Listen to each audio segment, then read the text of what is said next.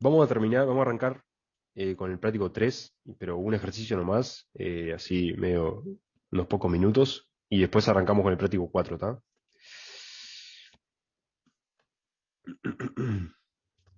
Práctico 3, ¿se acuerdan? Era el de, ahí les estoy compartiendo la letra, era de funciones, y bueno, habíamos visto bastantes cosas de esto.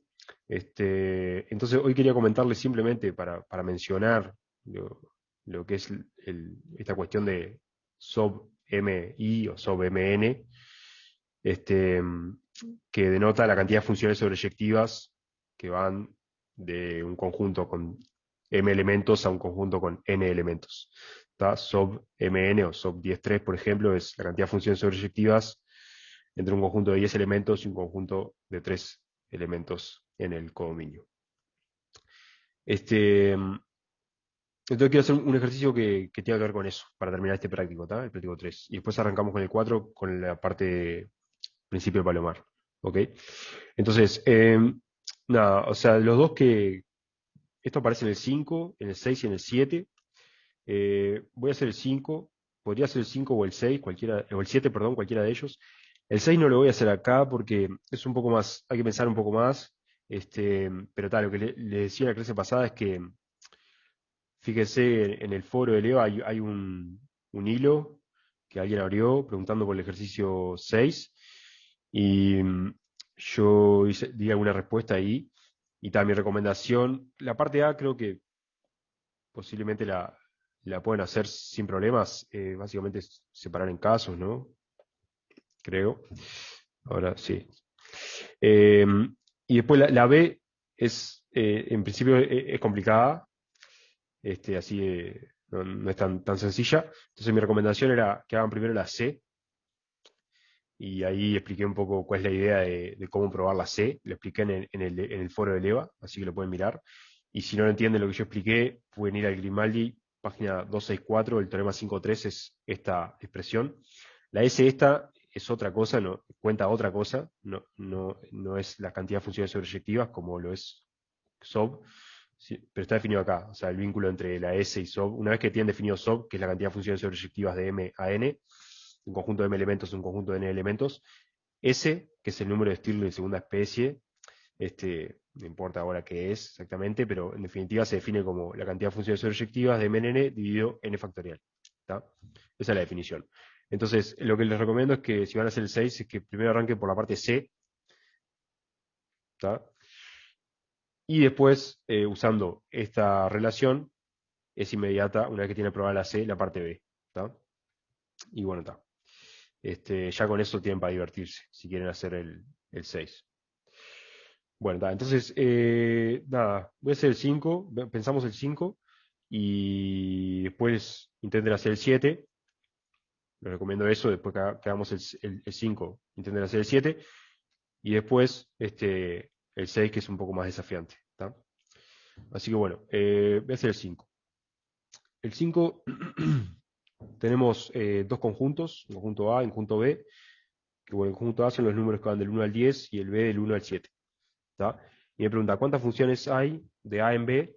O sea, que agarra elementos acá y me manda elementos acá. O sea, este sería el dominio, este sería el codominio. ¿Cuántas funciones hay que la imagen de esa función, ahora lo explico un poco mejor en la hoja, tenga cantidad de elementos? O sea, el valor absoluto de este no es valor absoluto, sino que es la cantidad de elementos del conjunto imagen de A por F, o sea, F de A. Este conjunto, ¿cuántas funciones hay que el conjunto imagen tenga cantidad de elementos menor o igual que 3? ¿Ok? Y nada, y entonces lo interesante acá es que las respuestas posibles, es una múltiple opción, están escritos en términos de esto que es SOB 10.3, o SOB 10.3, SOB 10.2, SOB 10.1, que es lo que les quiero contar, que es la cantidad de funciones sobreyectivas de MNN. Entonces, bueno, voy a escribir eso. Entonces, voy a hacer el 5 y después arrancamos con el práctico 4 de principio de Palomar y exclusión-exclusión. La primera parte es el principio de Palomar. ¿Está? Así que bueno, está. Arranco con eso. Esperen que voy a compartirles ahora la hoja. Ahí va. Entonces,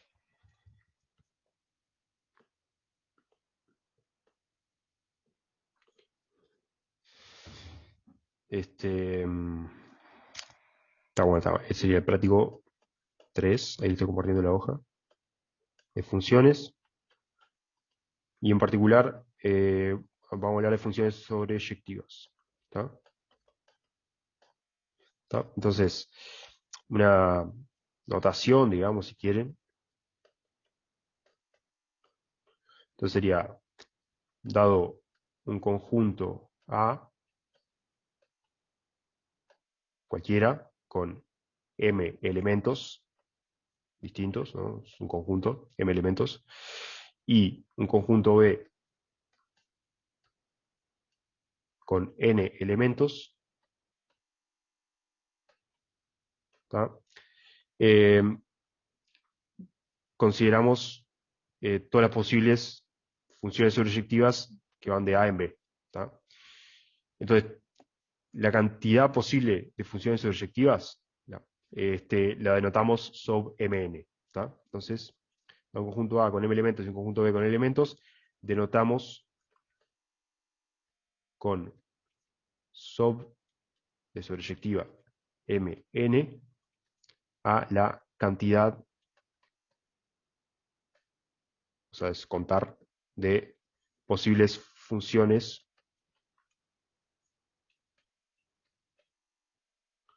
sobreyectivas f de A en B. ¿Ok? O sea que me dan dos conjuntos, A y B. Uno tiene M elementos, otro tiene N elementos. Yo considero funciones de A en B. Y en particular me interesa las funciones sobreyectivas. O sea que la imagen de A por F es todo B. ¿Tá? O sea, esto quiere decir que F de A es B. Esto es notación y quiere decir que F alcanza todos los elementos de B. ¿Tá? O sea, imagen de A por F es todo el codominio.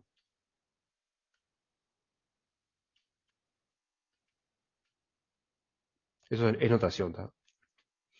Esto último. ¿Tá? O sea que, es decir, la definición es objetiva, ¿no?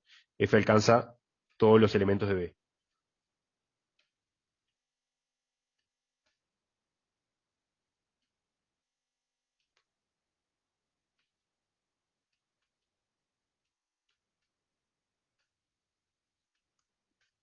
¿Tá? O sea, esto es A, esto es B. De acuerdo a las funciones objetivas, son las que, bueno, justamente cualquier elemento de acá se puede escribir como f de x para algún x de acá. O sea, ¿tá? Esto ya lo habíamos hablado, no voy a volver a detenerme mucho en esto, pero está. Porque me dicen acá.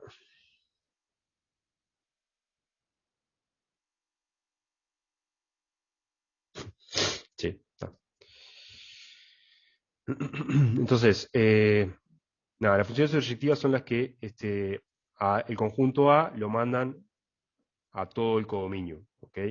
Por la duda, escribo una que voy a recordar el dibujito, pero eh,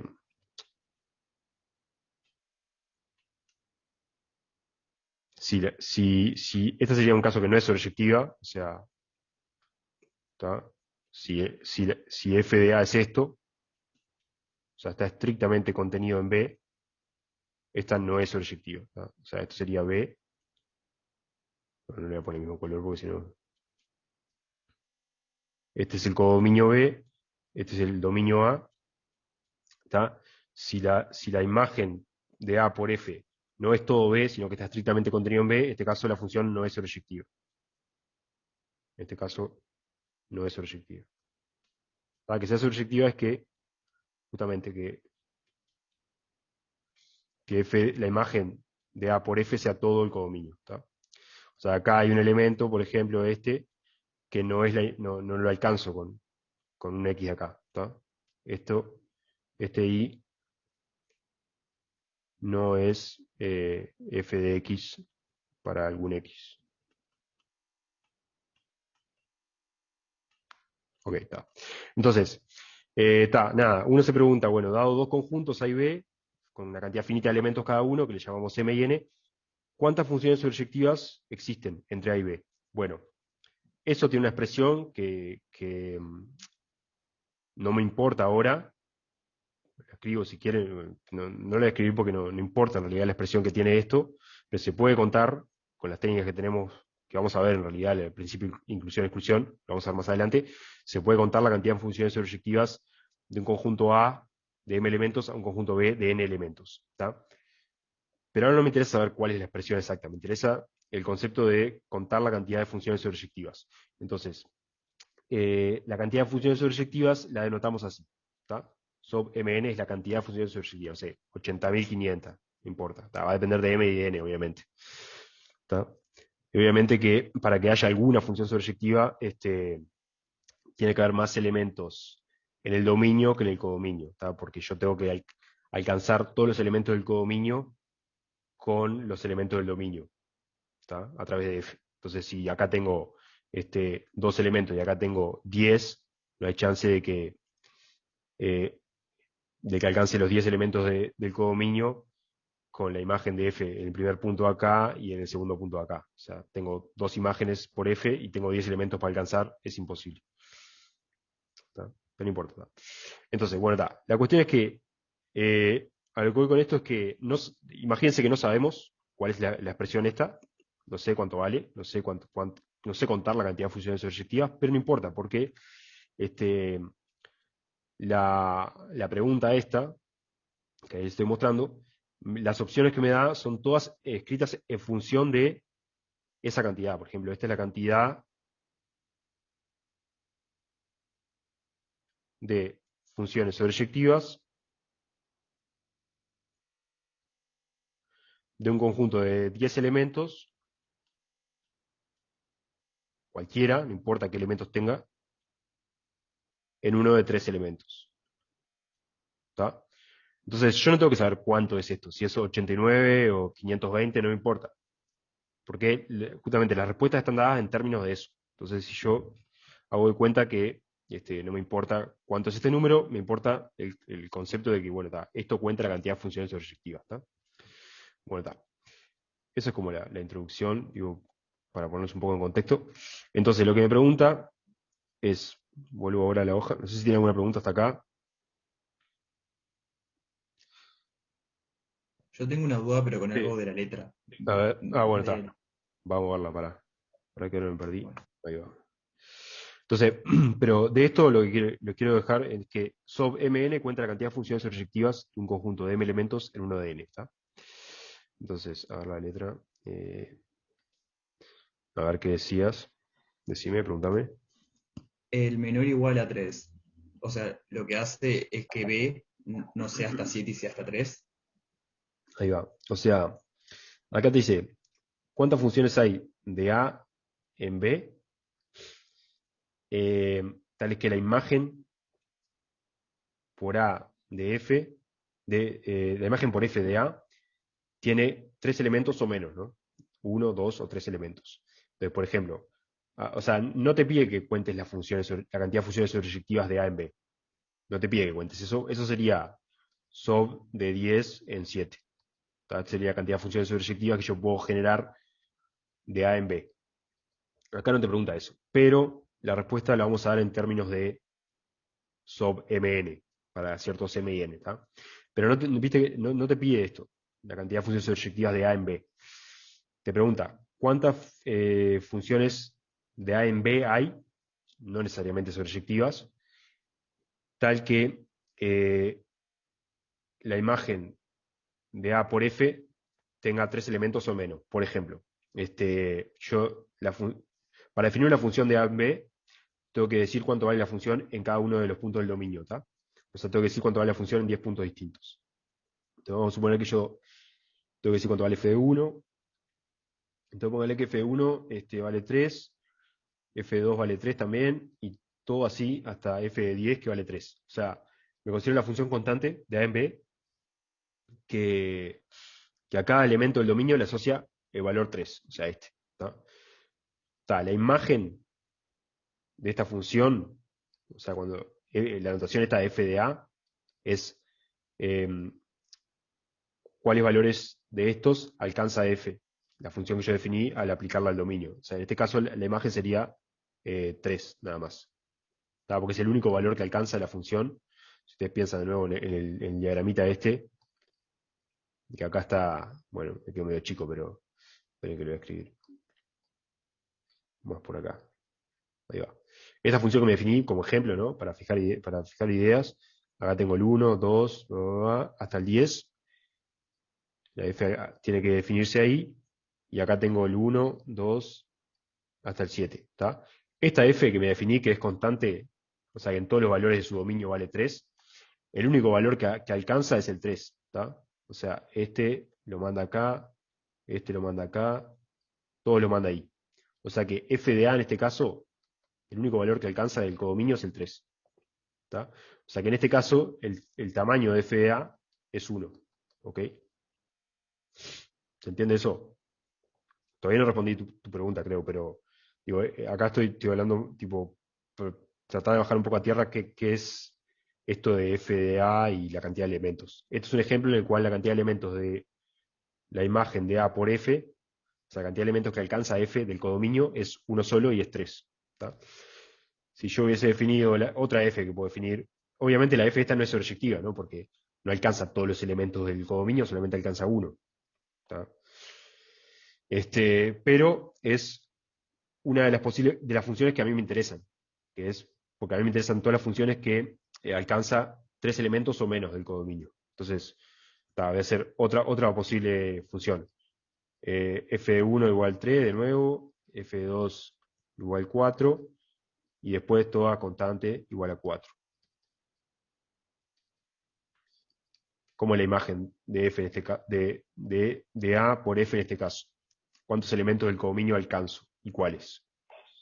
2, serían 3 y 4. Ahí va. En este caso, los elementos que alcanzo del codominio son el 3 y el 4. Porque está f en 1 vale 3 y en todo lo demás vale 4. Porque la definí así, arbitrariamente, ¿no? O sea que en este caso, el cardinal de f de a es 2. O sea, la cantidad de elementos de la imagen por a de f es 2. Y en particular alcanzo el 3 y el 4. O sea que esta función la tengo que contar también dentro de las funciones que tienen cardinal menor o igual que 3. Y también tengo que contar la función que acá vale 2 y acá vale 4 constante y así. Pero lo que tengo que hacer es contar cuántas de estas hay que solamente alcanzan un elemento del codominio o 2 o 3 y no más. O sea que en particular las funciones sobreyectivas de A en B no van a estar dentro de las que cumplen esto. ¿Tá? Porque las funciones sobreyectivas de A en B en este caso, la imagen tiene 7 elementos, todos los elementos del codominio. Tiene que alcanzar todos para que sea sobreyectiva. ¿Tá? Digo, esto es para familiarizarse un poco con lo que nos está pidiendo contar la letra. ¿Tá? Se está pidiendo contar todas las funciones que la imagen de esa función, del conjunto A, del dominio, por esa función tiene una cantidad alcanza 3 elementos o menos del codominio. ¿Tá? Entonces, si alguien tiene alguna duda de esto, veamos ahora, planteen ahí si tienen alguna duda, y si no, vemos cómo es que entra acá lo de función sobreyectiva, porque no me están pidiendo que cuente la cantidad de funciones sobreyectivas de A en B. ¿Tá? Están pidiendo la cantidad de funciones que tienen, que alcanzan 3 elementos o menos. Entonces, ¿cómo se les ocurre responder a esto? Fíjense, mira, veamos que un poco la respuesta, por ejemplo. Estas son todas las funciones que, ¿esto qué cuenta? Cuenta todas las funciones, o la cantidad de funciones, cuenta, ¿no? Las funciones f de A en B que alcanzan 3 elementos, todas no, pero acá me está contando la cantidad de funciones sobreyectivas de un conjunto de 10 elementos a un conjunto de 3 elementos. Olvídense esto. Entonces son todas las funciones sobreyectivas de un conjunto de 10 elementos a un conjunto de 3. Ahí va.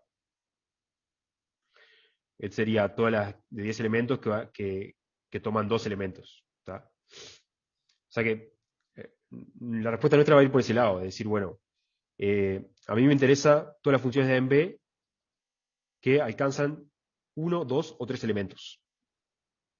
Voy a escribir eso. No, esperen. Oh, no. Esperen que tengo un problema con el zoom. Ahí va. Entonces, este era el ejercicio 5, si no lo pongo mal. Tengo que escribir. Ahí estoy compartiendo la hoja del cuaderno, digamos. Entonces, tengo A es 1, 2, hasta 10. Y B es 1, 2, hasta 7. Y quiero contar la cantidad de funciones f de A en B, tal que el cardinal, o sea, la cantidad de elementos del conjunto f de A, o sea, la imagen de A por f, es menor o igual que 3. O sea, esto sería que f alcanza 3 elementos del codominio, opa, del codominio B o menos. Es decir, 1, 2, o bueno, capaz que está mejor escribirlo así. F alcanza 1, 2 o 3 elementos del codominio.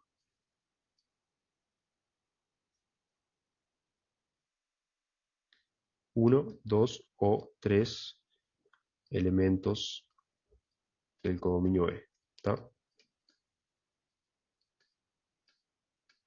A ver que me pusieron ahí.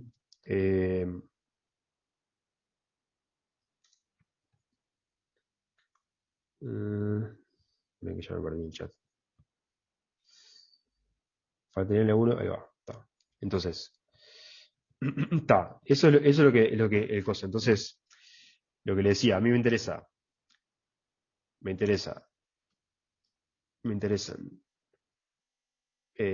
todas las funciones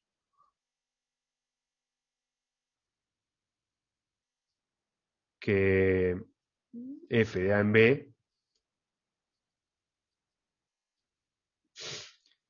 que, nada, bueno, en realidad voy a poner lo que está acá, que alcanzan un elemento o 2 elementos o 3 elementos. Entonces lo que podemos hacer es contar, separar en casos, ¿no?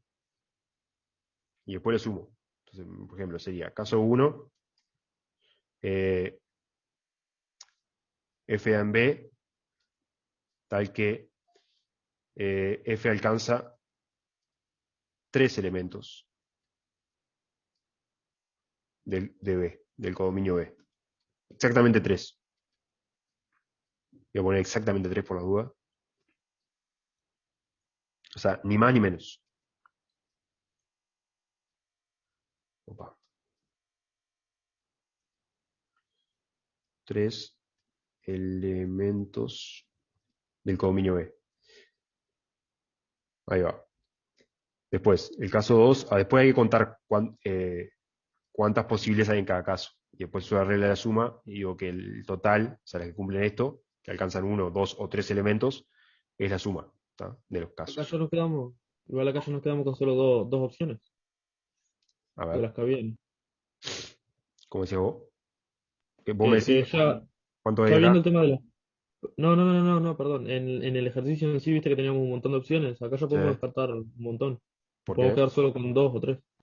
¿Por qué?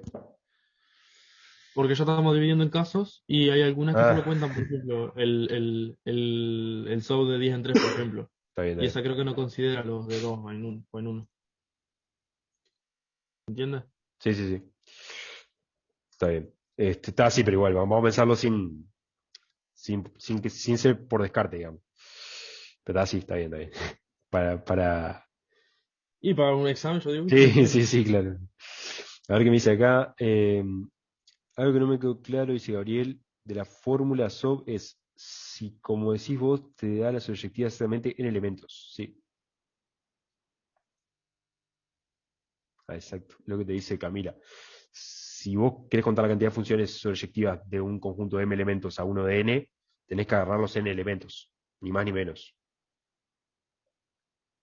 O sea, no tenés más, no puedes agarrar más, pues no tenés más de n, y no puedes agarrar menos porque si no, no sería sobreyectiva.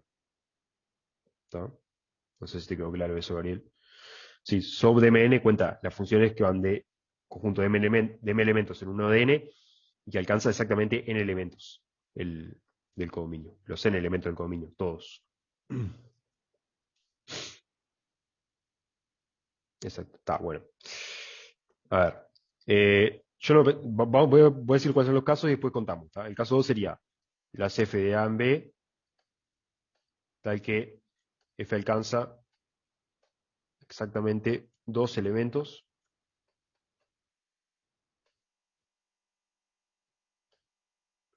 de B. Esto, en términos de lo que estaba escrito ahí, sería que el cardinal de f de A es exactamente 3. ¿Tá? Y acá sería que el cardinal de f de A, o sea, la cantidad de elementos de la imagen, de A por F, exactamente 2. Y el caso 3 sería que alcanza un elemento solamente.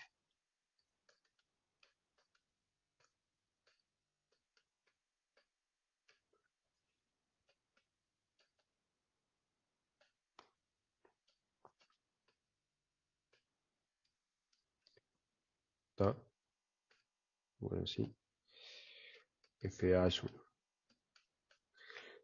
Estos son los tres casos posibles y digo, para usar la regla de la suma hay que cumplir dos cosas. Primero, que estos sean todos los casos posibles.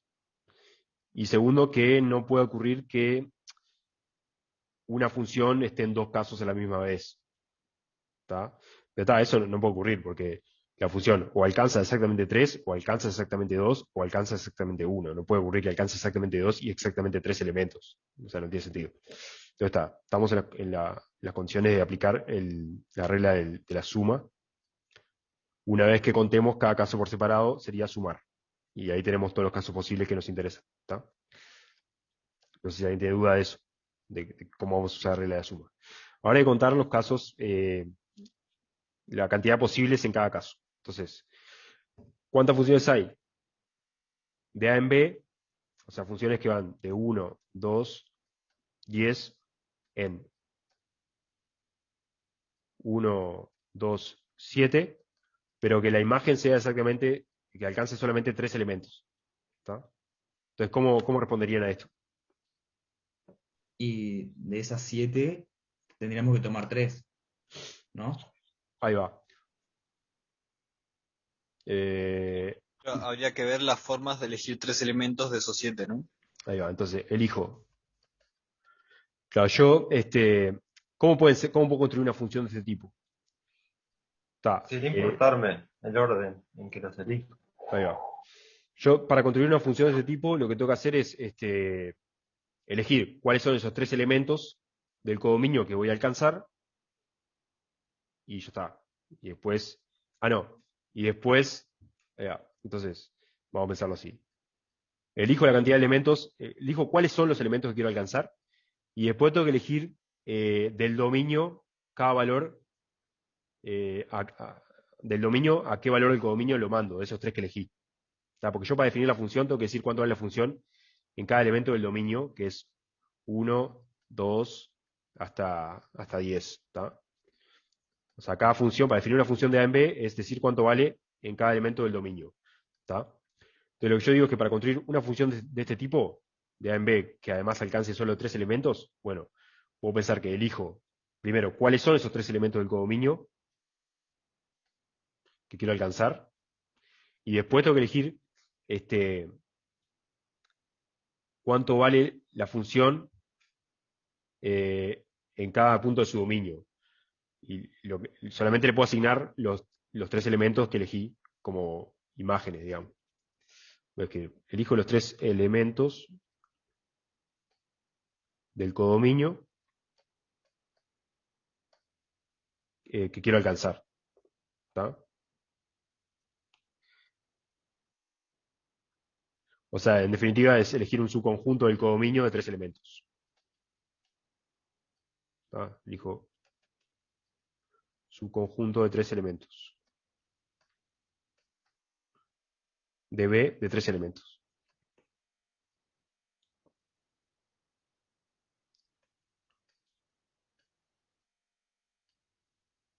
¿Tá? Esto lo puedo hacer de combinaciones de 7 en 3. Acuérdense que B tiene 7 elementos. Yo lo que estoy diciendo es que tengo que elegir 3 de estos. No sé, póngale el 2, el 4 y el 7. ¿Tá? ¿De cuántas formas puedo elegir un subconjunto de B? Bueno, tengo 7 elementos para elegir, tengo que elegir 3 y no me importa el orden en que los elijo. ¿Tá? Porque en un subconjunto no importa el orden. Tengo combinaciones de 7 en 3. Y después tengo que decir, en definitiva, cuántas funciones hay que vayan. Ahora me pregunto, cuento la cantidad de funciones, cuento la cantidad de funciones. Opa, puse F.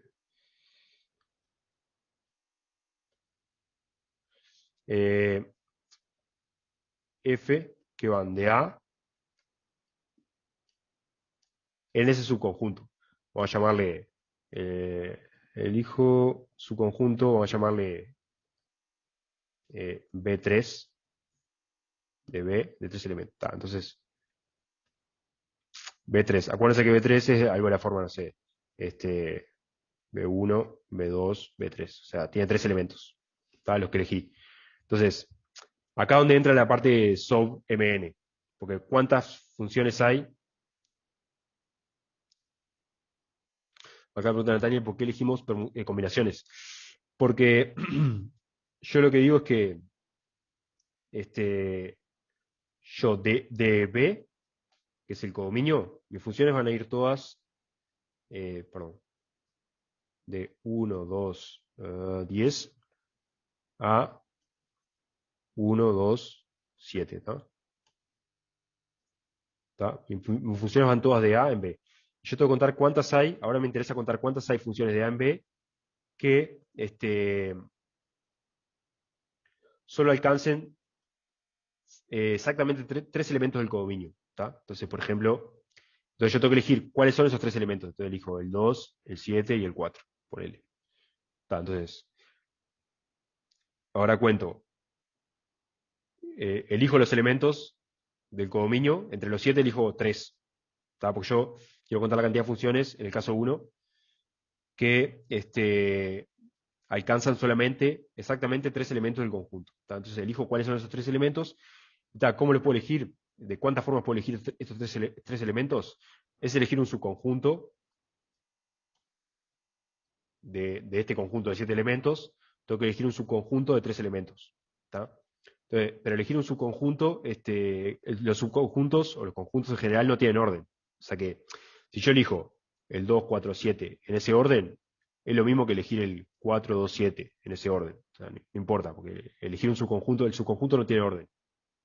No es como un intervalo, digamos, que tiene un orden. Es un subconjunto de elementos. O sea, por ejemplo, el 7 mismo es lo mismo que 2, 1, 3, hasta 7. O sea, estoy eligiendo subconjunto, entonces no hay orden, no me importa el orden. Por eso utilizo combinaciones de 7 en 3. Claro, si permutaciones o arreglos, bueno, variaciones o arreglos de 7 en 3, diferenciaría este conjunto de este otro. Y a mí no me interesa diferenciarlo, porque yo tengo que elegir simplemente cuáles son los 3 elementos a los que voy a llegar.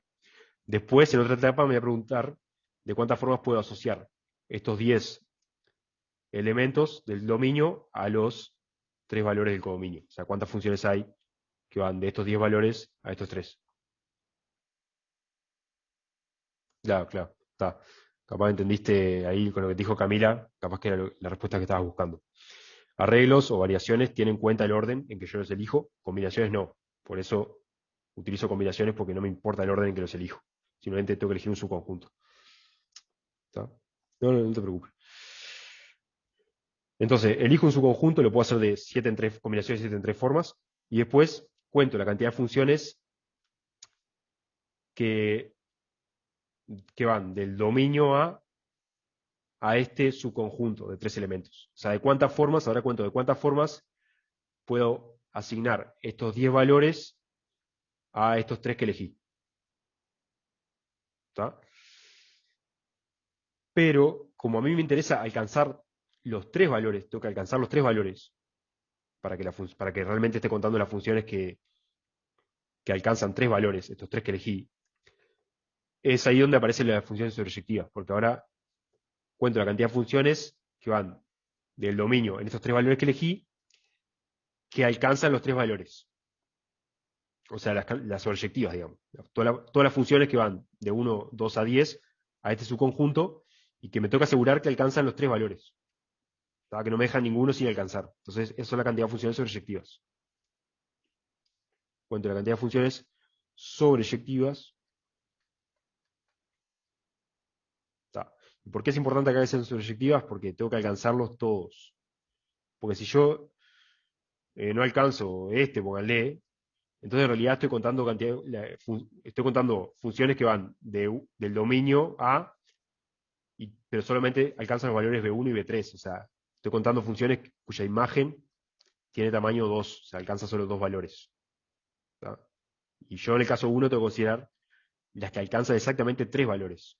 Entonces me toca asegurar que el subconjunto que elegí de tres valores es alcanzado, o sea, las funciones que yo cuento, en el caso 1, son todas las funciones que alcanzan esos tres valores que elegí, para cada una de las posibles selecciones de valores. ¿Tá? Es importante esto, no sé, ¿se entendió por qué? Me voy a preguntar ahora por la cantidad de funciones sobreyectivas. ¿Tá? Porque tengo que alcanzar los tres valores que elegí. ¿Tá? No sé si alguien tiene duda de eso. Esto es porque quiero alcanzar los tres valores.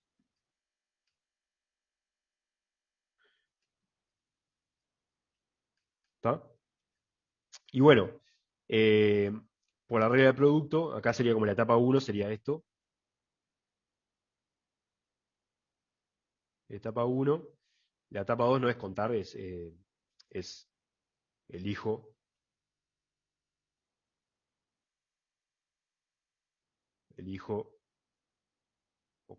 elijo una función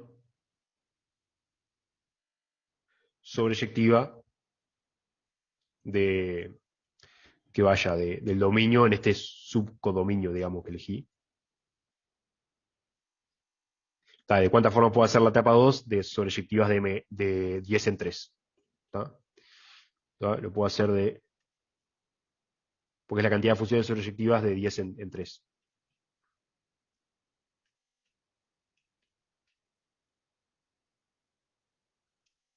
¿Está? Y entonces, por la regla de producto, como yo en el caso 1 lo separé en dos etapas, o sea, construir una función que alcance exactamente tres valores, es un proceso que lo separé en dos etapas. La etapa 1 es elegir cuáles son los tres valores que voy a alcanzar. Eso lo puedo hacer de combinaciones de 7 en tres formas. Y la etapa 2 es elegir una función que vaya del dominio en esos tres valores, alcanzando los tres valores. O sea, una función sobreyectiva del dominio en el subconjunto que elegí. ¿Tá? Y eso lo puedo hacer de SOP 10-3 formas. Entonces, por la regla del producto, el caso 1 lo puedo hacer de combinación de 7 en 3 por SOP 10-3. ¿Tá? No sé si alguien tiene alguna duda de eso. Ahora lo voy a escribir, pero después para los otros casos es exactamente lo mismo, pero cambiando el 3 por el 2 y por el 1. ¿Alguna duda de eso? O ahí planteen ahí. Entonces, digo, bueno, está. Entonces, por la regla del producto,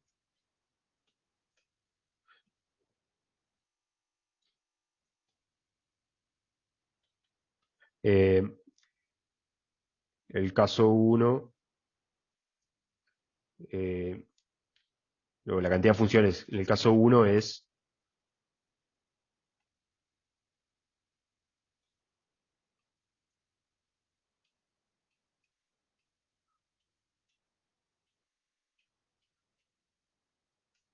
combinaciones de 7 en 3 por la cantidad de funciones sobreyectivas del codominio en este subconjunto del dominio en este subconjunto del codominio. ¿Tá? ¿Alguien no entendió esto? Los demás casos son iguales. Lo voy a hacer. Pregunto, digo, no tengan problema de preguntar. Aunque sea, como dice Natalia, y media boba la pregunta, no hay problema con eso. Digo, prefiero, digo, hacer una aclaración más que me lleva un minuto y que alguien lo entienda y se haya aprovechado más todos estos minutos que le dediqué a este ejercicio que quede por el camino.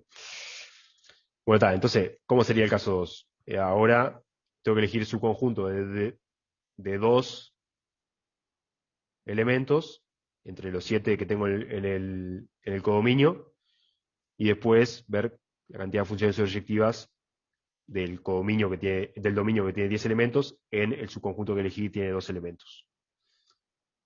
Y el caso 3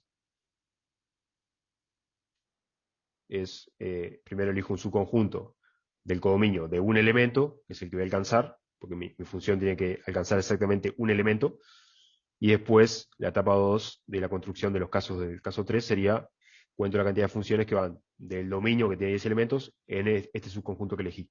¿Está? Y bueno, entonces ahí tengo cuántas posibles hay en cada caso, y en definitiva, por la regla de la suma,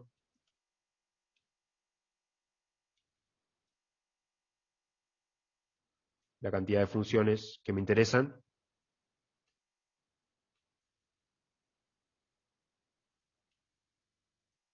o sea, que alcanza una cantidad menor o igual que 3 elementos, es la suma, ¿no? De la D. Sería de 7 en 3, sub 10, 3, más de 7 en 2, sub 10, 2. Está. ¿Alguna duda de esto? Entonces la opción D. Está, y vieron que en ningún momento tuvimos que utilizar cuál es la expresión, o sea, en ningún momento tuvimos que contar la cantidad de funciones sobreyectivas. ¿Por qué? Porque tenemos o sea, las respuestas están en términos de eso, de SOP 10.2, la cantidad de funciones sobreyectivas. No sabemos cuánto vale esto, podría valer 384. Sí sabemos, tenemos que buscar la expresión en el libro, pero no importa, acá no importa, porque las respuestas están dadas en función de este número, sea cual sea este número, y este número, y este número. ¿Está? La expresión de esto, que capaz que se la dijeron en teórico, sin demostración, es porque contar la cantidad de funciones sobreyectivas en general no es sencillo. De hecho, está la expresión esa, que es una sumatoria ahí con combinaciones, etc. Y la prueba de eso, necesitamos el principio de inclusión-exclusión, que lo vamos a ver más adelante. O sea, que en el teórico lo van a probar más adelante, seguramente esa expresión de SOB-MN, que es tipo una sumatoria, ahí con combinaciones, no sé, menos uno a la A y unas cosas. No importa eso, acá no importa. ¿Ok? Está bueno. Si no hay preguntas, pasamos al práctico 4. Profe, una Sí, duda. sí. Siempre que en la letra tipo diga menor o menor igual, tenemos que separar así por casos y sumar, ¿no? Bueno, no, ¿O no no? sé, no O sabría sea, muy decirte general. sí, no sabría decirte si siempre, pero sí, es candidato a que sí, a que sea eso. A que Está. cuente. Sí. Y una cosa que vos dijiste que tenía que cumplir como unas condiciones, ¿te animás a repetirlas Eh, para lo- aplicar la regla de la suma? para regla de la suma, es que los casos en los que los separes tienen que abarcar todas las posibilidades, o sea, es que tienen que ser exhaustivos quiere decir eso, creo que se les llama así, que es que no puedes dejar posibilidades afuera, o sea, por ejemplo, si yo acá, espera que voy a volver a si yo acá hubiese dicho, bueno, voy a aplicar la regla de la suma separando en casos, y hubiese considerado solo el caso 1, que alcanza 3 elementos, y el caso 2, que alcanza 2 elementos, y no hubiese considerado este caso, después no puedo usar la regla de la suma solamente para el caso 1 y caso 2 y decir, por la regla de la suma, la cantidad de funciones que me interesan son, y corto acá, digamos, la suma de estos dos casos. La separación en casos tiene que abarcar todos los casos posibles. Es como obvio, evidente, pero hay que tenerlo en cuenta. O sea, vos tenés que estar seguro que los tres o la cantidad de casos que haya separado contemplan todos los posibles casos. ¿Está?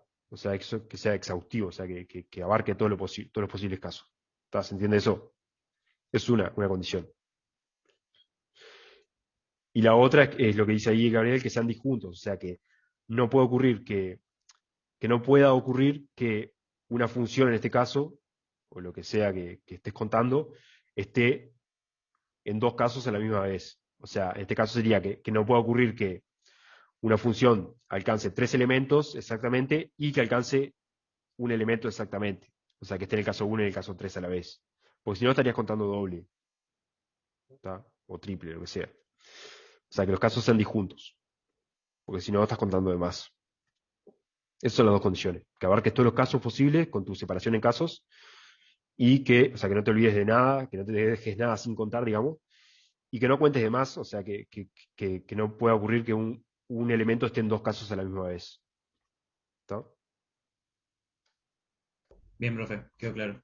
Saben. Bueno, ahí les estoy mostrando la letra del Plático 3 por última vez. Entonces está, hicimos este, yo les recomiendo ahora que intenten hacer el 7 si no lo hicieron, con posiblemente, no me acuerdo ahora exactamente, pero sea una idea similar a la que hicimos recién. Y después que encaren el 6 si quieren, que está, lo que les decía, miren el EVA, el foro, que yo respondí un poco ahí cómo recomiendo hacerlo. ¿Está? Así que bueno, pasaríamos al práctico 4. Déjenme buscarlo, no sé si tienen alguna pregunta, tiren ahí. Ahora, profe, ¿y viste el 7 que dice 10 libros diferentes en 7 estantes vacíos diferentes? Sí. Ahí serían tipo indistinguibles. Me cuesta procesar eso. Es cosa de Eh, letra. o sea, tenés 7 estantes, pone, o recipientes, 4, 5, 6. Sí, puedes decir este recipiente 1, 2, 3, 4, 5, 6. Este recipiente 1, 2, 3, o estante 4, 5, 6, 7. O sea, distintos, digamos, si querés. Diferente, distinguible. Y los 10 libros también distinguibles. Por eso te dice diferente, ¿no?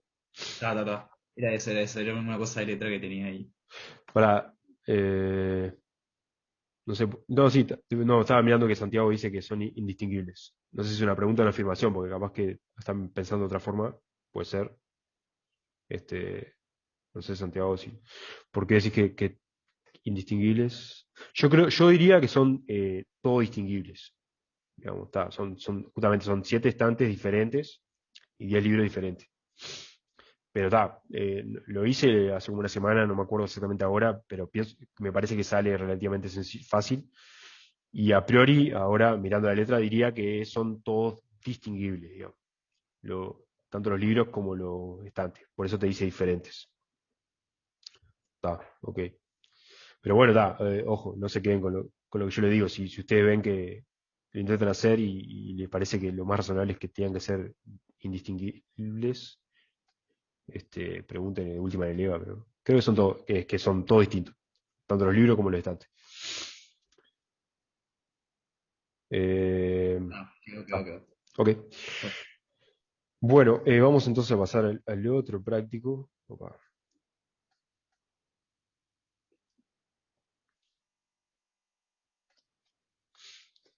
Acá está.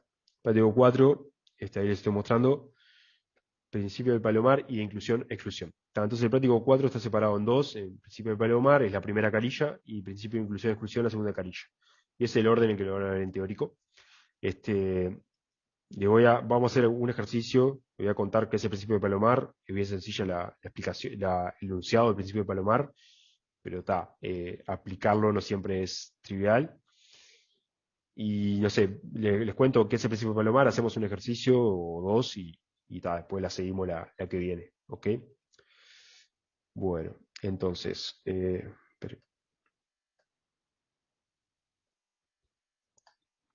ok, entonces primero, ¿qué es el principio de Palomar? Cuento eso, que van a ver que es bien fácil, el enunciado. Ahí estoy mostrando la hoja, debería estar viendo eso. Principio del Palomar.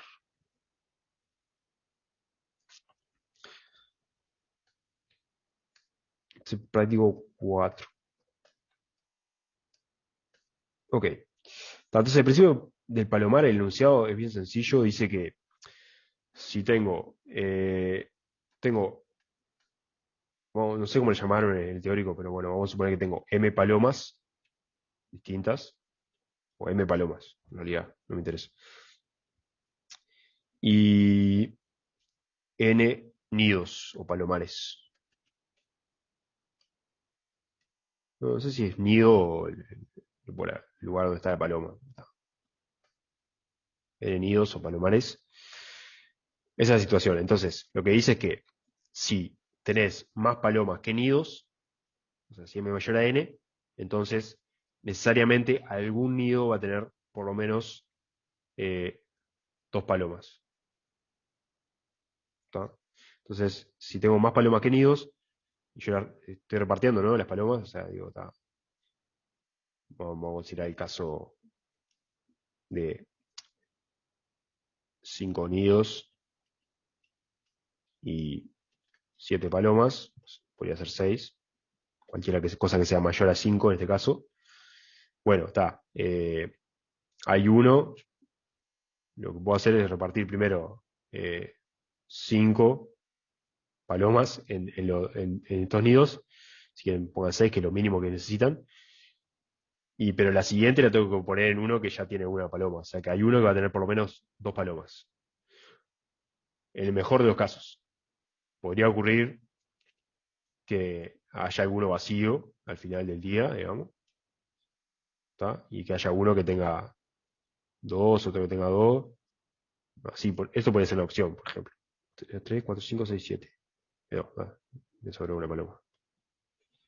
Acá tengo 5, 6, ponle.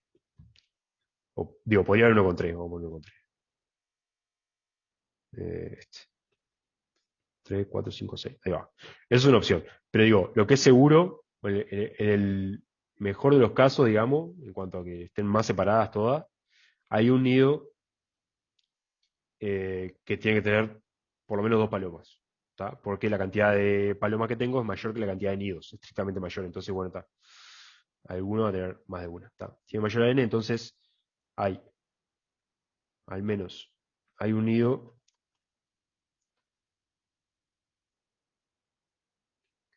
con al menos 2 palomas. Con 2 palomas o más. ¿Tá? Este es el enunciado, principio de Palomar. Obviamente que, digo, creo que es convincente, o sea, no sé si alguien no está convencido de que eso va a ocurrir, pero bueno, está. Ese principio de Palomar se puede probar y nada, es bien sencillo, pero es una herramienta bien potente y lo vamos a ver ahora. ¿No? Hay una versión más generalizada que es tipo, si tenés, bueno, asume otras cosas y te dice que hay por lo menos un nido con al menos 3 palomas o al menos 4 o al menos 5. Bueno, entonces veamos algún ejercicio de esto. Por ejemplo, ves el 3 que es como medio así. Van a ver que hay muchos ejercicios que son tipo, ¿qué demonios esto? Y bueno, se puede hacer con el principio de Palomar. Entonces, en el ejercicio 3, estoy mostrando la letra, dice que tengo un cuadrado de lado 2 y elijo 5 puntos, cualesquiera, en el cuadrado. 5 puntos distintos, no se pueden repetir. Entonces, lo que me dice es que, bueno, necesariamente hay 2 de estos puntos que están a una distancia menor o igual que raíz de 2. Entonces, vamos a ver eso. Ejercicio 3. Es más fácil de lo que parece. Pero hay que sacarle la ficha cuál es la idea del principio Palomar, del uso, ¿no? Entonces acá, primero, veamos el caso que si tengo un cuadrado de lado 1. En la letra dice 2, pero yo voy a hacer primero el caso. Si tuviera un cuadrado de lado 1, o sea que esto mide 1, y esto mide 1, ustedes saben que por Pitágoras, la diagonal mide raíz de 2. ¿Está? O sea que si el cuadrado fuese del lado 1, la mayor distancia a la que pueden, entre dos puntos del cuadrado es raíz de 2, ¿no? Porque la mayor distancia es ir de acá hasta acá. ¿No? O sea que en este caso la mayor distancia, cualquier punto que yo tengo puntos acá adentro, de un cuadrado del lado 1, todos van a estar a una distancia menor o igual que raíz de 2, porque el peor caso, que está en la mayor distancia, es que un punto esté acá y otro esté acá. ¿Están de acuerdo con eso? No es lo que dice el ejercicio, pero porque el ejercicio me dice que es del lado 2. Ahí va. Cuadrado 1. En este caso, la mayor distancia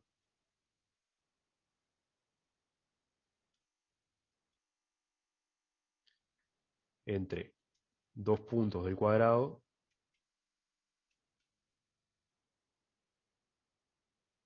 es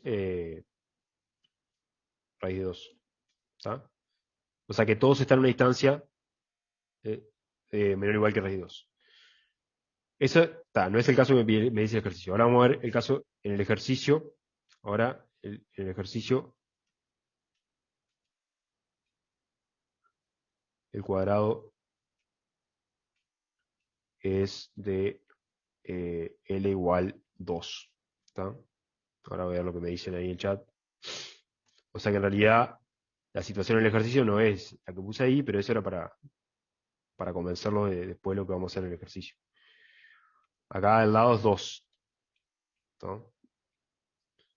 Y eso también es 2. Tengo que achicar un cacho.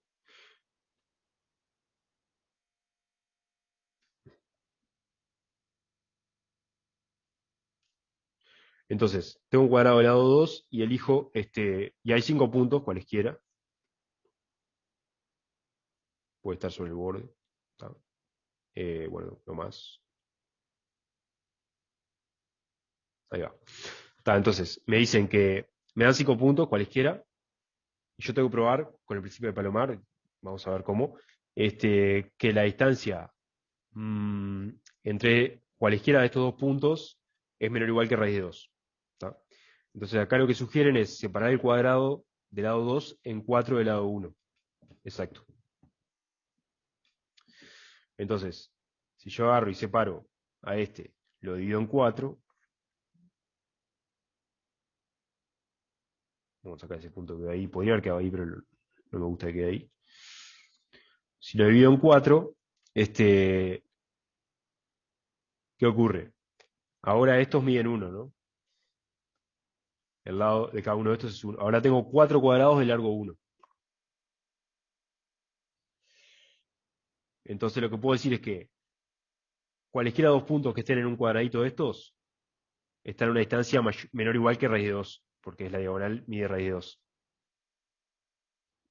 ¿Está? O sea que yo elijo dos puntos cualesquiera que estén en este cuadrado de largo 1, de lado 1, están a una distancia menor o igual que raíz de 2. Y lo mismo si elijo dos puntos acá, está a una distancia menor o igual que raíz de 2. Si elijo dos puntos acá, está a una distancia menor o igual que raíz de 2 y así. ¿Está? Entonces, ¿se acuerdan lo que me pedía la letra? Voy a recordar lo que me pedía la letra.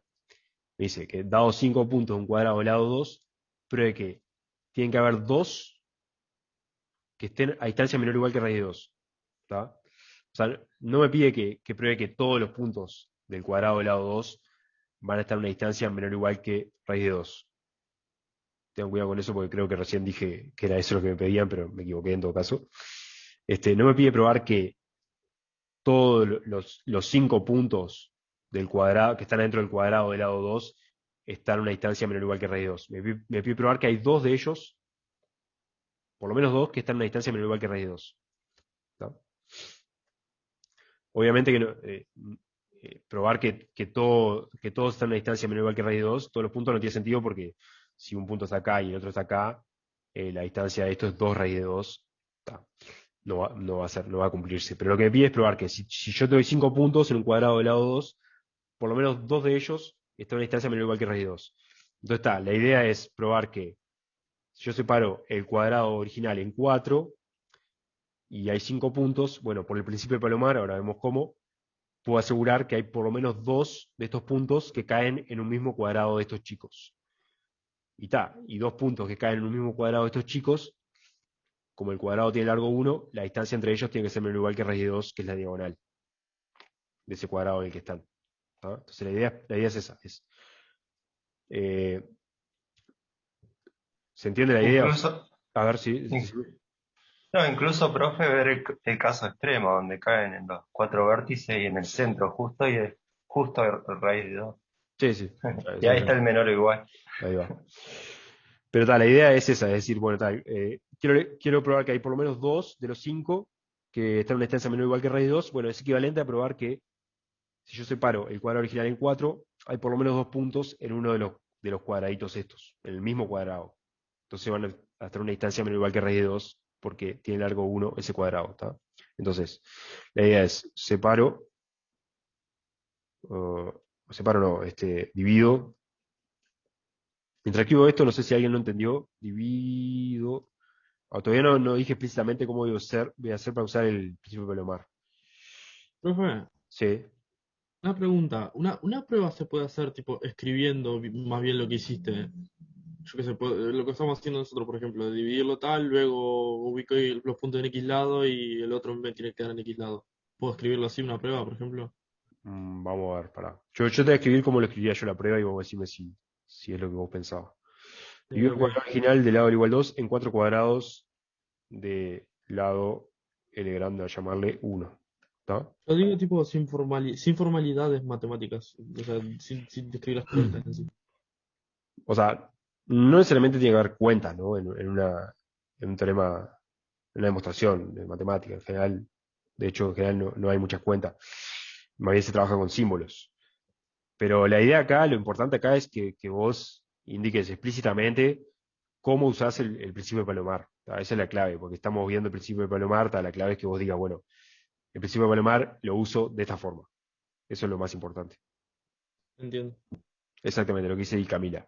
Tipo, básicamente, que me diga, bueno, cuáles son las palomas y cuáles son los nidos, básicamente.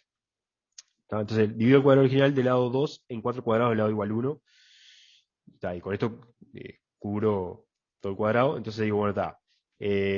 Ahora, por el principio de Palomar, hay que probar esto. Ahora, esto lo vamos a probar. Por el principio del Palomar, hay al menos 2 de los 5 puntos que estaban en el cuadrado original que están en un mismo cuadrado chico.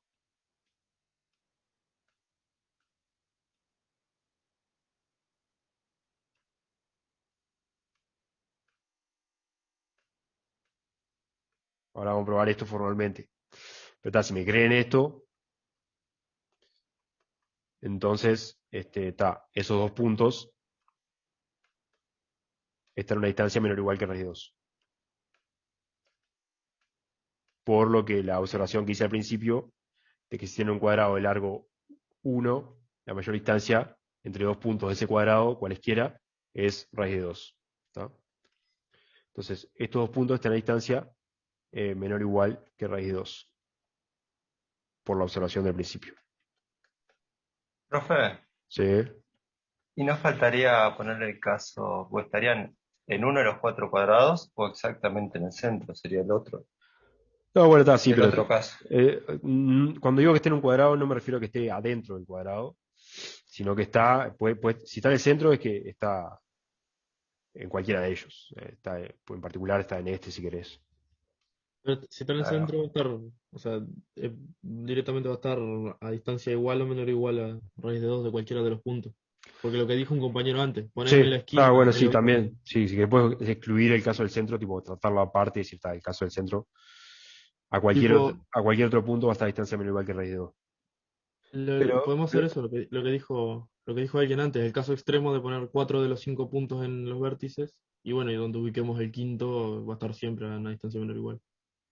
claro, pero digo, no es necesario, o sea, separar en esos posibles casos, digamos, porque lo puede hacer todo directo, o sea, porque cuando yo digo que con el principio de Palomar, que voy a probar ahora, este punto, puedo probar que al menos 2 de los 5 puntos están en un mismo cuadrado, puede estar más de uno. O sea, si estuviera acá, si este y este punto están en este cuadrado y también están en este, no importa.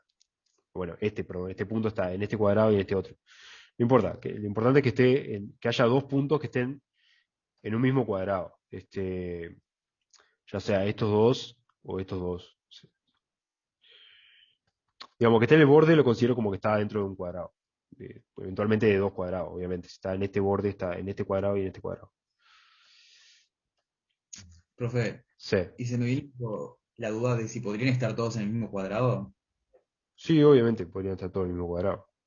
El principio de Porque por Palomar ejemplo, no puedes concluir eso porque podría ocurrir que no estuvieran todos en el mismo cuadrado. Este dibujo que hice son 5 puntos que no están todos en el mismo cuadrado chico. Pero sí podría ocurrir que estuvieran todos en el mismo cuadrado, pero no, no siempre va a ocurrir eso. O sea, yo no puedo afirmar que van a estar todos en el mismo cuadrado chico porque no siempre va a pasar eso. el principio de Palomar dice que tiene que haber al menos uno en cada cuadrado o no es necesario. Vamos a usar el principio de Palomar y a ver si queda más claro eso. Entonces, esto es lo que me resta por probar. ¿Está? Entonces vamos a probar eso. Acá sería, tengo que decir, como decían ahí, qué son las palomas y cuáles son los nidos. ¿Está? Entonces, las palomas acá, los palomares, o los nidos son los 4 cuadrados. ¿Está? Palomares son los 4 cuadrados de lado L grande igual a 1. ¿Está? Y las palomas son los 5 puntos que, que elegí del cuadrado de largo L igual 2. De lado L igual 2. ¿Está? Acá me equivoqué. A ver, me estoy llamando. Ah, no, está bien. Está. Entonces, como el cuadrado original yo lo partí en 4 y de forma tal que el cuadrado original es la unión de todos estos, es la unión de los 4.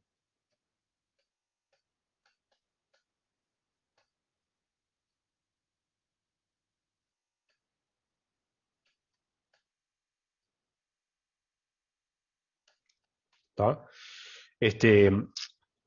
Yo sé que las palomas, que son los puntos azules,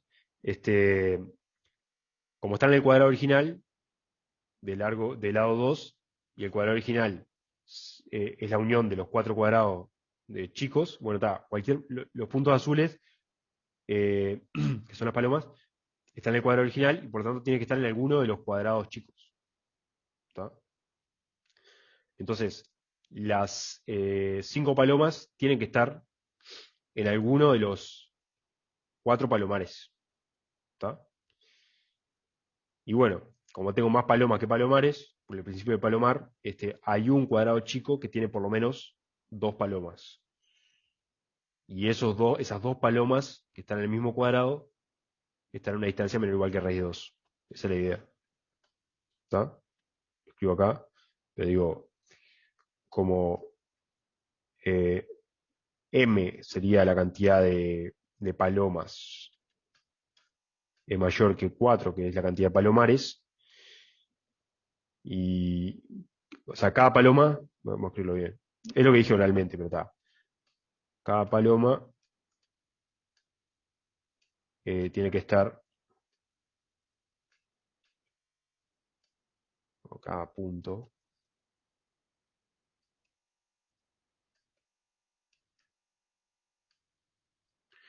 en un cuadrado, en un cuadrado de los chicos.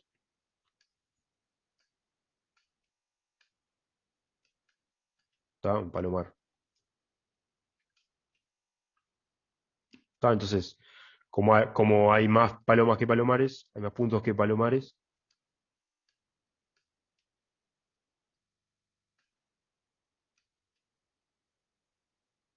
entonces por el principio de Palomar hay al menos un cuadrado de los chicos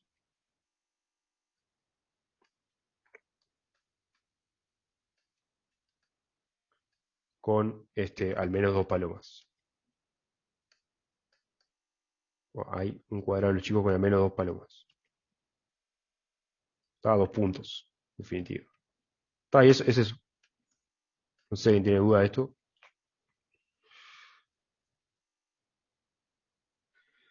O sea, digamos, el enunciado el principio de palomar es trivial. La cuestión es darse cuenta cómo aplicarlo. Cuáles son las palomas y cuáles son los palomares. Entonces, con este razonamiento que hice acá al final, probamos esto que afirmé acá, que después me permitió afirmar que, bueno, hay por lo menos 2 puntos con distancia menor o igual que raíz 2. ¿Ok? ¿Alguna duda de esto?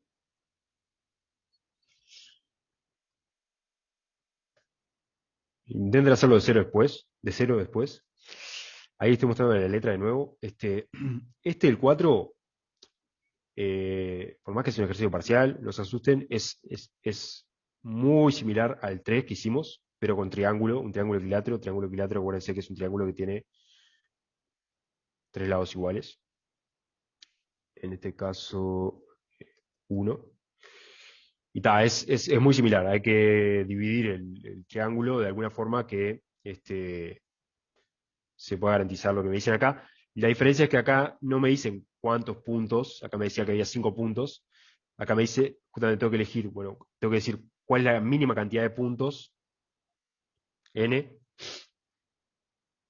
que si yo elijo n puntos en el triángulo, del lado 1, equilátero, puedo garantizar que hay por lo menos 2 de los puntos, de los n puntos que están a una distancia menor o igual que un medio. ¿Tá? Es como que en este me hubiesen dicho, bueno, ¿cuál es el menor valor, la menor cantidad de puntos que tengo que elegir en un cuadrado de lado 2 para garantizar que hay por lo menos 2 puntos a una distancia menor o igual que raíz 2?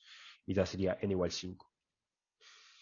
Porque como lo separé en 4 cuadrados chicos, tiene que haber, y esos son los palomares, tiene que haber por lo menos una paloma más, o sea, un punto más que los palomares.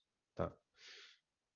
Entonces acá es similar, pero en vez de un cuadrado tiene un triángulo y no les dan el n, la cantidad de puntos que eligen, sino que tienen que decir ustedes cuál es. ¿Tá? Y si no, bueno, lo ven en el Grimaldi, en el libro de referencia, es el ejemplo 546, ahí está hecho. ¿Tá? Después, así que intenten hacer ese ahí, intenten hacer de 0 el que yo hice, si quieren, y intenten hacer ese después, el 4. Este también está hecho en el Grimaldi. Piénsenlo, obviamente, no vayan a mirar directo la solución, piénsenlo un rato. Y si no les sale, vayan al Grimaldi y obviamente si no, pregunten en Eva. Nada, si quieren, hacemos el 1 para terminar, o lo planteamos. Está interesante. Después, el 5 es sencillo. Y el 8, igual vamos a seguir trabajando con esto en la clase que viene, pero les comento medio por arriba. El 8, hay que usar el principio de palomar generalizado, que sería algo que te garantiza que, o sea, ya no te dice m mayor a n, sino que te dice m mayor que algo de n, y en vez de garantizarte que hay por lo menos 2 palomares, un palomar con 2 palomas, te dice que hay por lo menos un palomar con 3 palomas, o un palomar con 4, depende de qué tan mayor sea m de n. ¿Tá? Entonces eso, si quieren, en todo caso busquen en internet el principio de palomar generalizado o pregunten en EVA o piénsenlo a ver qué es cómo tendría que ser el principio de palomar generalizado. Y bueno, está. En definitiva, les diría que intenten hacer, ahora hacemos el 1 si quieren, intenten hacer el 2, el 3, el 4, el 5, y el 6 y 7, 8, bueno, está, todos esos. El 9 es un poco más complicado porque tiene el adicional de este concepto de sucesión, de secuencia o sucesión matemática, que lo ven en cálculo de una variable, creo, y subsucesión o subsecuencia. Entonces, este es un poco más desafiante, el 9, porque tiene, además de la técnica de conteo, que es el principio de Palomar, está el agregado de que están trabajando con un concepto matemático que no sé si están familiarizados con eso y les puede complicar un poco la vida, que son las sucesiones. Acá me dice Gabriel que en realidad se ve en cálculo 2 eso. Yo pensé que sería en una variable, pero está. Es en cálculo en varias variables que se ve eso. Ok. Ok, está. Entonces, bueno, está. Terminemos esta clase y hacemos el 1, ¿está? ¿Les parece? Ven que seguimos con conteo, ¿no? Todavía estamos en el tema conteo. Y vamos a seguir, porque inclusión y exclusión también es conteo. Así que, ¿se acostumbran o se acostumbran? Bueno, a ver si lo podemos hacer acá el 1. Tenemos una prueba con 6 preguntas múltiple opción, ¿está? Entonces tengo la pregunta 1, la pregunta 2, la 3, la 4, la 5 y la 6, ¿está? Entonces, esas son las 6 preguntas múltiple opción. Y cada una tiene 4 opciones, ¿está? La A, la B, la C o la D. Y lo mismo acá, la A, la B, la C o la D, y así, ¿está?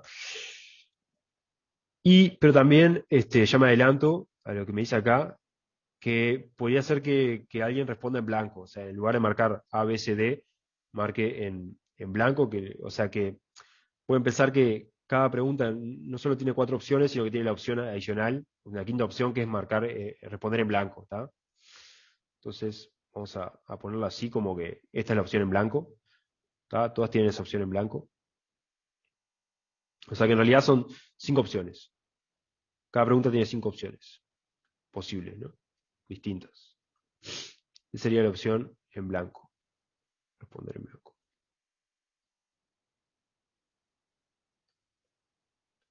Entonces me pregunta, bueno, ¿cuántos estudiantes tienen que hacer la prueba para estar seguros de que por lo menos 2 entreguen las mismas respuestas? O sea, marquen las mismas respuestas en múltiple opción.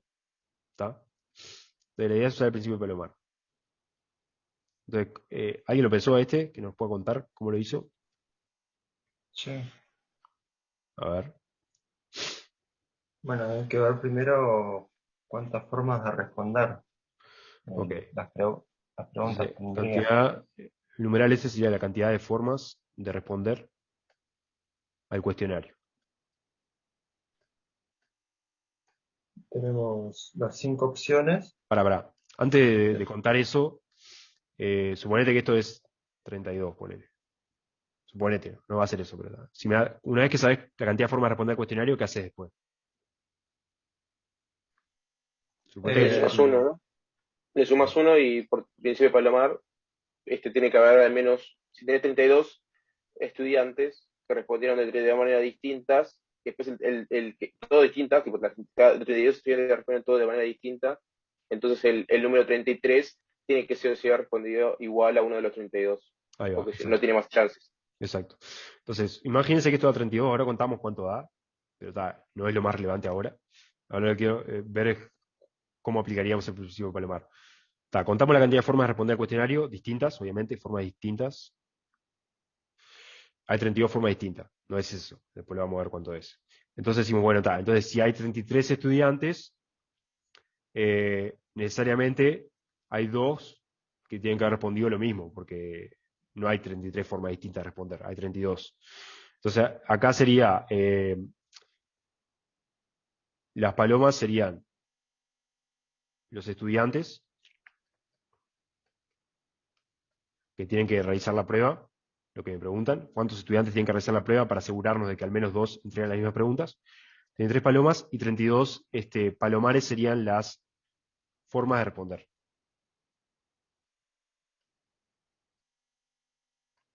Formas distintas de responder. Entonces, si hay 32 formas distintas de responder, o sea, 32 palomares, 32 nidos o recipientes,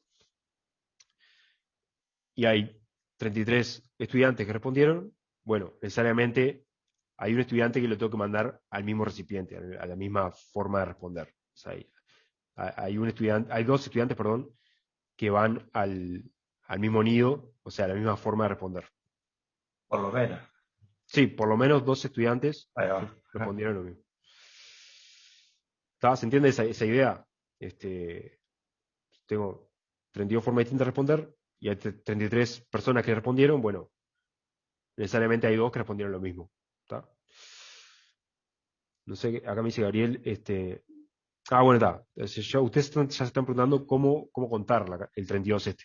Pero yo antes de eso me interesa que si entienden cómo vamos a usar el principio de Palomar. ¿Está? Está, bien. Si alguien no entiende cómo vamos a usar el principio de Palomar, es lo que acabo de explicar. ¿Tá? Supongamos que son 32 formas, bueno, la cantidad de estudiantes mínima es 33. Entonces ahora sí, contemos la cantidad de formas de responder a eso. Las formas distintas. A ver qué decían ahí. Aquí tenemos las 5 opciones. Ujú. Bueno, tenemos que usar la potencia de las 6 porque son 6 preguntas. Voy a decir que esto es 5 a la 6. O sea, Ahí va. 5 por 5 a 6 veces. ¿Por qué decir que es eso? 6 preguntas. O sea, cada pregunta, claro, lo pienso como etapas, ¿no? Lucas, ¿qué no entendiste vos? ¿La parte de cómo uso el principio de Palomar o la parte que estoy haciendo ahora de cómo contar? No, la parte del principio de Palomar. Bueno, está. Quédate ahí que ahora lo explico de nuevo. Ahora, en todo caso, ya pasó eso, pero lo voy a volver a explicar, no te preocupes. Pero ahora entonces concentrate en a ver si entendemos la cantidad de formas de responder al cuestionario y después vuelvo a explicar cómo uso el principio de Palomar. Una vez que tengamos esto. Entonces, la forma distinta de responder al cuestionario sería, lo puedo pensar como etapas, ¿está? La etapa 1 es respondo la primera, selecciono la primera respuesta, la respuesta a la primera pregunta. La etapa 2, respuesta a la segunda pregunta y así. ¿Está?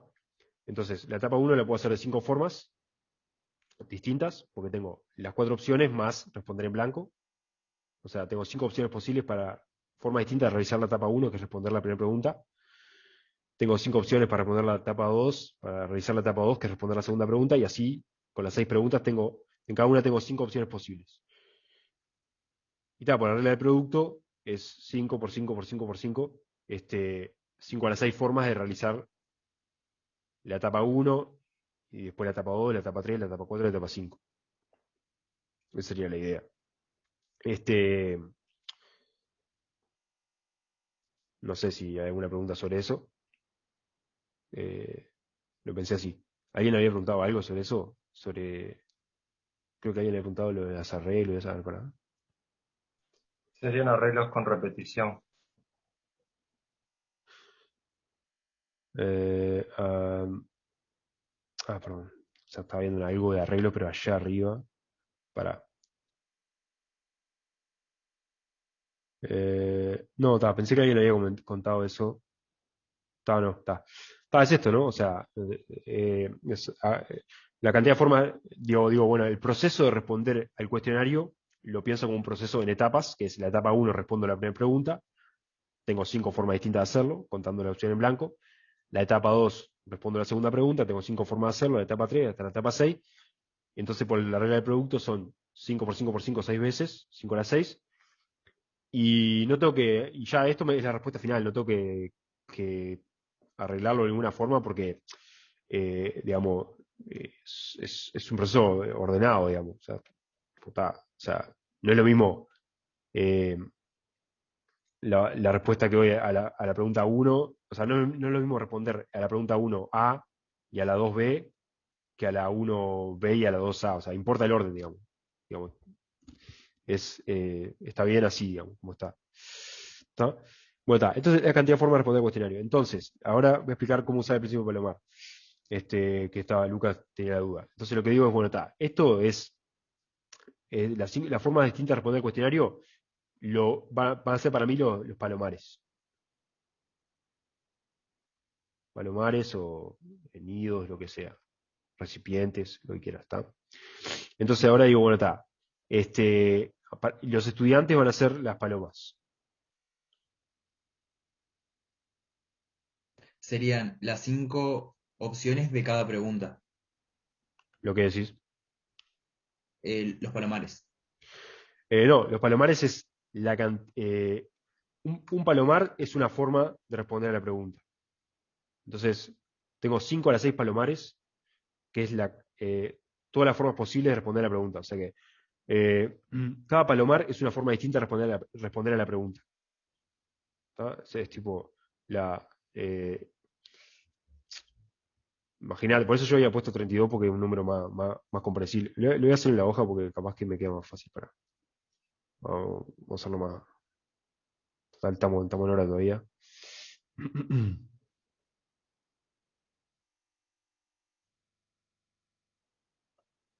Ahí estamos dando la hoja. Entonces, ejercicio 1. Yo digo que los palomares es formas de responder al cuestionario. Capaz que dije mal, yo dije preguntas, por eso confundí. Responder al cuestionario. A las 5 preguntas del cuestionario. Cuestionario. Entonces, por ejemplo, el palomar 1 es, respondí A, B, en blanco, D, A, C.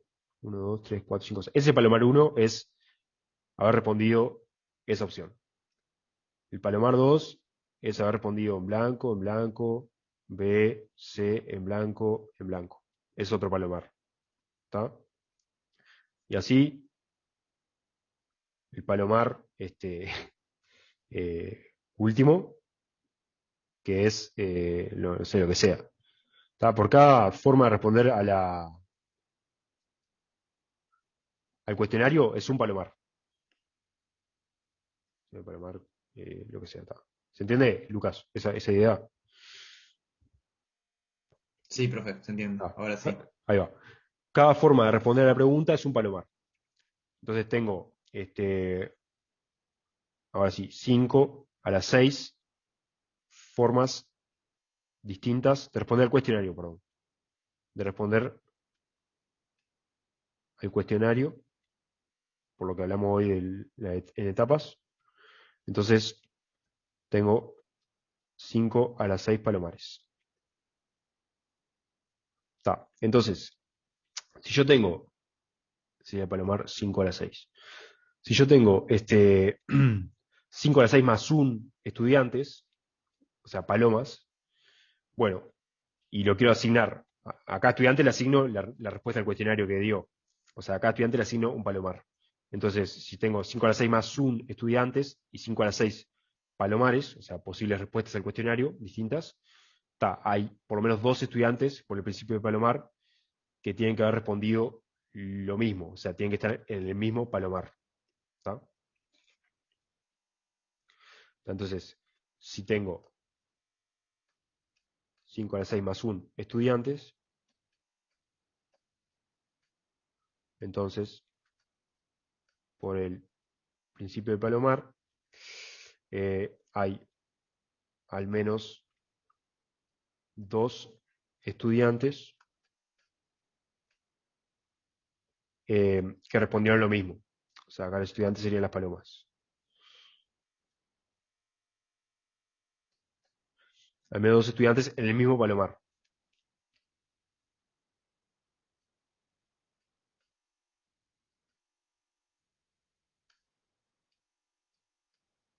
O sea, el mismo palomar.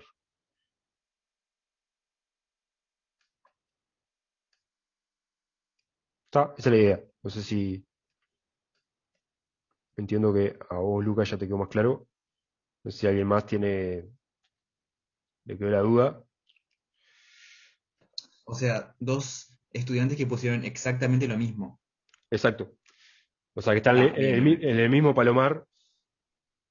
Como cada palomar es una forma distinta de responder al cuestionario, si tengo 2 estudiantes acá, estudiante 1 y estudiante 2, quiere decir que estudiante 1 y estudiante 2 respondieron exactamente lo mismo. Ahí va, perdón. Me cuesta un toque. No, no, tranqui, no hay problema. Profe, Sí. me perdí un poco en de dónde salió el 5 a las 6. Ah, está. El 5 a las 6 era porque eh, la pregunta 1 tenías 4 opciones, A, B, C, D, era múltiple opción, ¿no? A, Sí. B, C, D. Y una opción en blanco. La pregunta 2 también. A, B, C, D y en blanco. Y así hasta la pregunta 6, de las 6 que había, todas tienen la misma cantidad de opciones y en blanco. Entonces, teníamos que contar la cantidad de palomares, o sea, la cantidad de posibles formas distintas de responder al cuestionario. Como si fuesen funciones. Está, ya entendí. Ah, no sé cómo lo pensaste, pero... Yo lo pensé como funciones. Está, sí, puede ser, sí. O sea, eh, a, eh, a las preguntas, le asocio A, B, C, D.